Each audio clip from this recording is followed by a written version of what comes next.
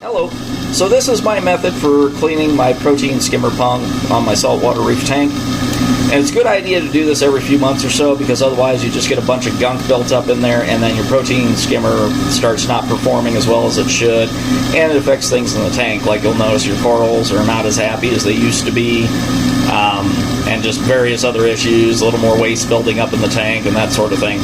So it's just a good idea, a good rule of thumb, every few months or so, just pull out the pump and go ahead and run it through a cleaning solution. Now there are different methods for cleaning solution, and this may irritate the citric acid folks, but I do use distilled white vinegar for mine. Admittedly, I do not do pure distilled white vinegar, which I think is a lot of the issues when people run it. I use about a gallon of RO water, and that's my personal choice. And then I use maybe at most an eighth of a gallon of vinegar.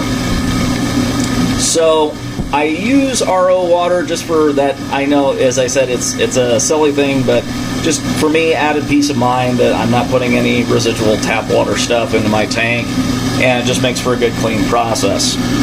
So what I do is I let it run like this for a period of about 45 minutes to an hour, and then I dump it out, clean it out as best as I can, and then I do an additional just straight RO water rinse and let it run.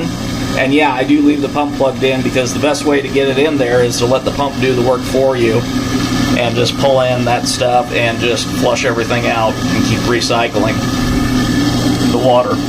So yeah, as I said, I do this with the vinegar, and then I do a pure RO mix, let that run for about 20 to 30 minutes, and then just go ahead and I just stick it straight back in the tank.